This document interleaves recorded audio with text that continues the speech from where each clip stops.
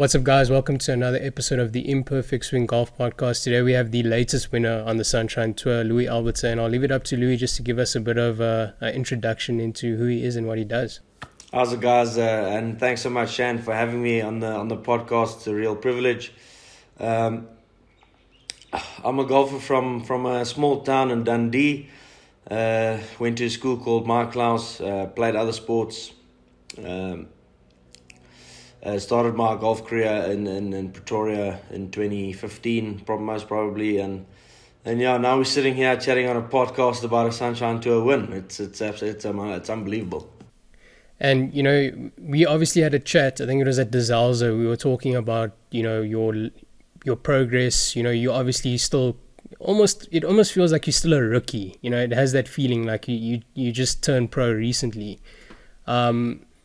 Do you think because of COVID and the way the past year has played out, you still kind of feel a little bit like a rookie before the win? Yeah, it's a tough. I was speaking to my trainer last night. There's stepping stones within the Sunshine Tour that you don't realize.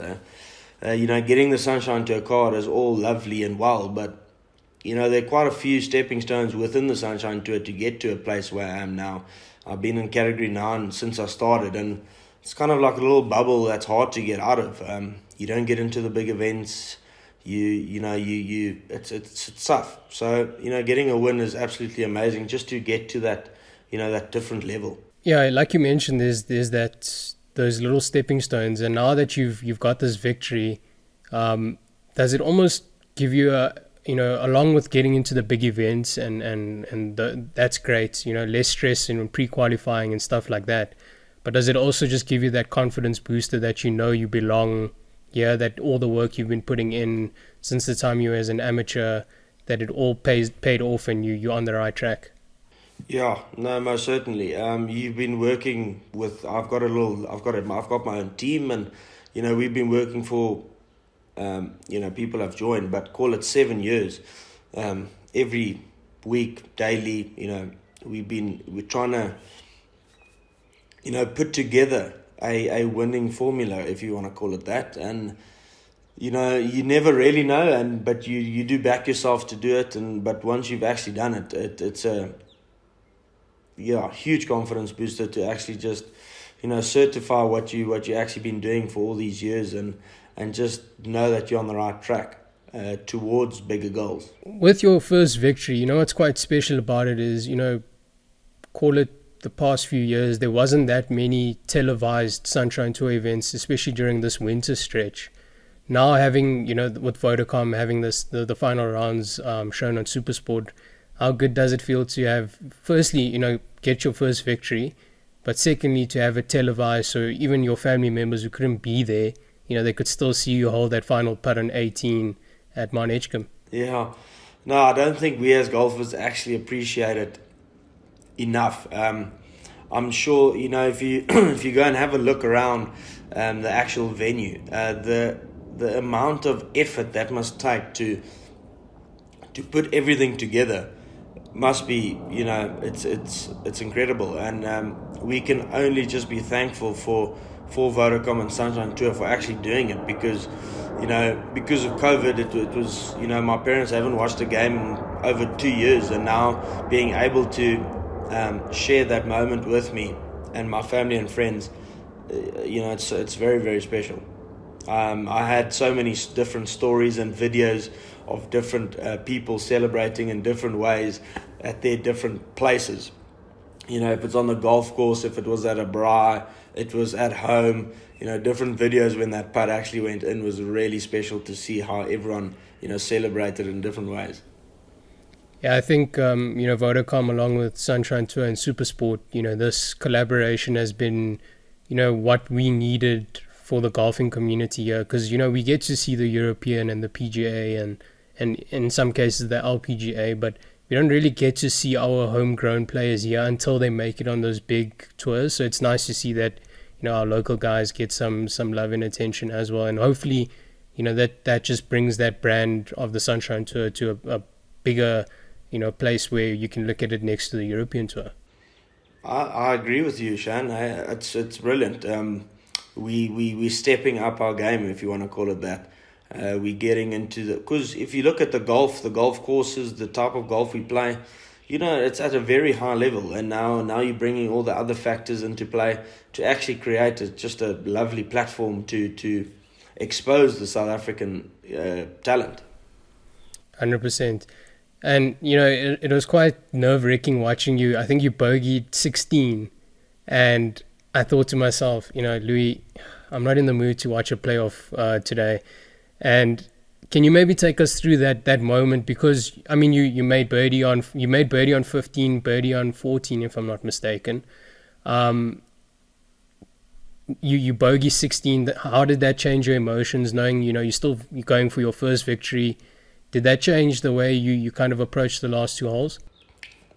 I was from 10th tee box. Then obviously the atmosphere got a lot more intense. The cameras were there the whole time, and it's as if I automatically switched the gear. I was really focused. I knew exactly what I had to do. I knew what I wanted to do.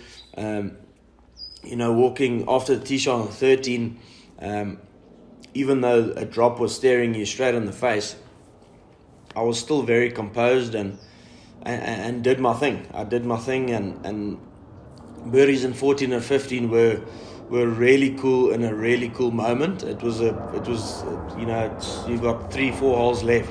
It was a crucial moment while Sierra was also playing really well. The bogey on 16 was a bit unsettling, but nothing serious. I knew I still had a very good round going, and I knew I was still either tight lead or in the lead, and I had 2 holes left. I pretty much forgot it straight away, and I was like, you need to man up and play these 2 holes as best you can. You've got 2 holes left of a big tournament that you've played so well already. Just try to take deep breaths and stay in the moment. And it doesn't feel like that long ago where we were actually paired together. I think it was the Central Gauteng at Royal.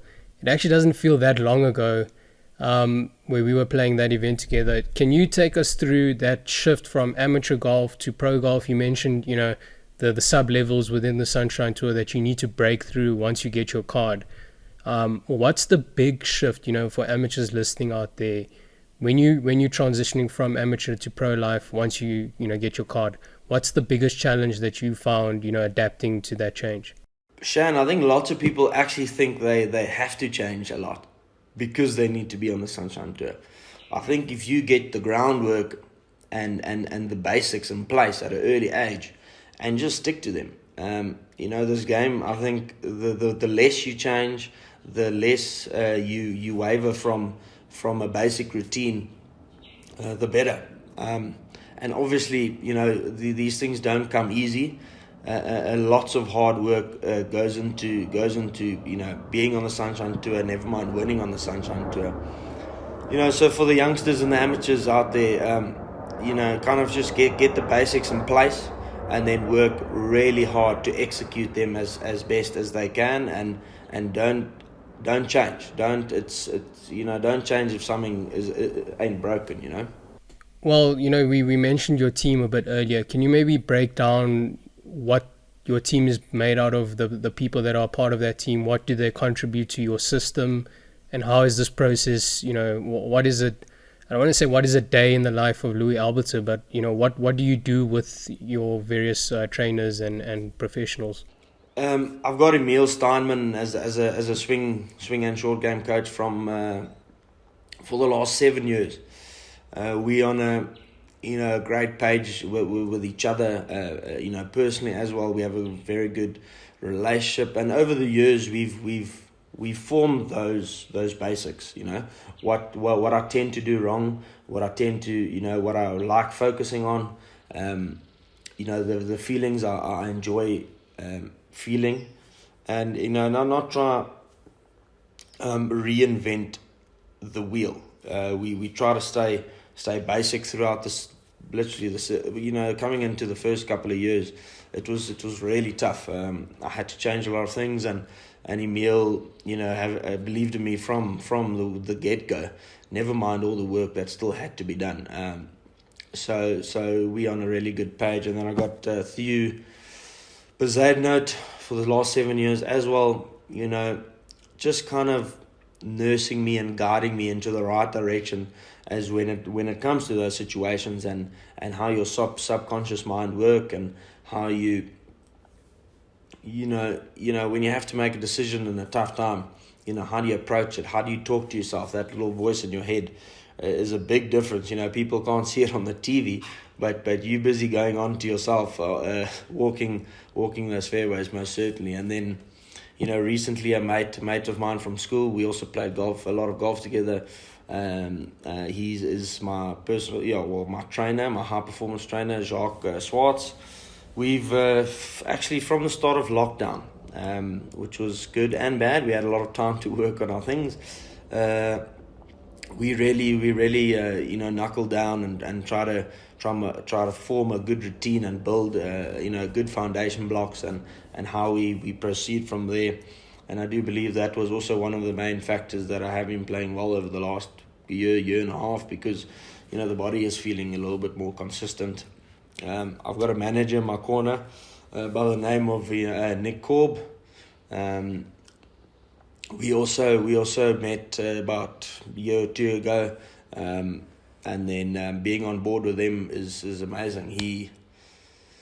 He's a lovely guy. He's a big Christian like myself. He asks the questions that need to be asked, and we've got a lovely relationship in terms of business and personal, and so look, my team, and then obviously not speaking about family and my girlfriend and so forth, what they bring to the table, but just on the business side, that is my team, and we've been working hard for a really long time, and this is a lovely building block to what we want to achieve as a team. So Louis, we've mentioned your team and having that core foundation along with your family. Now that you've got this win under the belt, what does it do for you now? Does it change your mindset and your goals? Do you feel like, you should be doing, does it add a bit of pressure as well now? Now that you get into the big events as well, it also takes off that stress, but it also adds a different level of stress, maybe performance-wise. Yeah, Shan, I was on I've got a whiteboard in my room that I write a couple of things down, and then top 50 order of merit was a mini goal, one win on the Sunshine Tour, and then a bigger goal was obviously top 25 order of merit. And obviously after a week like that, I'm going to have to reassess a few things, chat to the team, how they feeling about it, and the goals have to make you a bit scared. That is the whole point of them. That is the reason why we get up in the mornings and work really hard. So I will definitely reassess a few goals, and yes, getting into the big events and being in the winners category and being high up on most of the stats and so forth. It does put a level of pressure on it, but I think it's a good pressure. It's a confident pressure. It's you've got at least a lot of facts to support your goals and support your little bit of pressure coming up to the big events. No. And talk about big events. We've got the Ryder Cup coming up. What's your thoughts on the US versus Europe? Who's your pick for this year's Ryder Cup? There's a bit of a different dynamic. It feels like with the Solheim Cup, with the ladies taking the cup, the European team taking the cup there, and it almost just reiterates that team value that Europe has versus the Americans, who are always good on paper, but they necessarily don't always come to the party as a team. Yes, no, for sure. I really love the team spirit of the European teams. It's amazing to watch, and trust me, I'm not going to miss a minute. I'm not a big fan of America, or especially as a team. Obviously, the individuals in that team will always be, your idols and people that you look up to. But talking in the Ryder Cup format and as a team, I don't think they show amazing qualities in that aspect, and that's why I would always root for Europe. They have team spirit, they have grit, they have determination. Because they're most of the time the underdogs, and as myself being a underdog for quite a while, it is good to see, and I really am rooting for Europe, and I'm very keen to see how it all pans out. And we mentioned, this team spirit match play. It almost feels like we should see more of this format. Maybe not necessarily the team like Europe versus America, but some match play events. Do you think that's something we need to see a bit more all around, maybe even on the Sunshine Tour? Yes, most definitely. I think if you want to, the greatness does begin in the Sunshine Tour, and a little aspect towards that could be, a match play format, because it puts people a little bit, outside their comfort zone where they used to playing, and I think it will make, the players on the Sunshine Tour even better players, and it will be exciting and something different for all the viewers in the country. I think it will be a great idea. What would you say? Firstly, Europe, favorite player, or who would you pick to get a guaranteed point on Sunday in the singles match from Europe and from America? Choose your player, one player from each team. Europe, I'm definitely gonna go for Ian Poulter. He is. Postman always delivers. He always delivers, and he absolutely loves the Ryder Cup, and that it looks like that is what he lives for. And I'll always pick him. And then on the American side, it's tough to say. They literally all exceptional players, and I don't always know how they perform in those type of formats. But Justin Thomas is one of my favorite players, and I like the way he conducts himself off the golf course, and I'll definitely give him a pick for the win on Sunday. And with that being said, Louis, thanks for joining us. To close off on, we have obviously the next event on the Sunshine Tour at Humid. Mount Ishcombe presented its challenges with the wind and the weather conditions, and you showed grit and clutch performances in key moments. Does that also give you that bit of confidence heading into Humid, which will play in a similar fashion with the wind, maybe, or hopefully not so much the rain? But with the wind factor there, and obviously, that course plays like 3 different courses based on the wind direction. Does that just give you a bit more confidence that you can get it done in the wind? Yeah, most definitely. To be quite honest, I'm still not a big fan of the wind. I don't think anyone is. But looking at my results when the wind does blow, and tough situations, I have endured them well, and so that does give me a lot of confidence going into courses like Humid and St Francis and Wild Coast and those type of golf courses, because you have done it before. It never gets easier if the wind blows, but it does give you that little bit of sense of confidence that you can actually do this.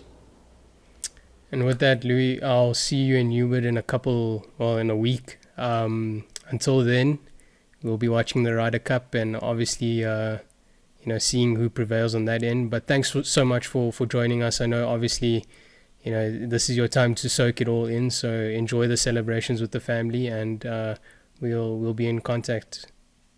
Thanks so much for having me, Shan, and I'm looking forward to seeing you next week.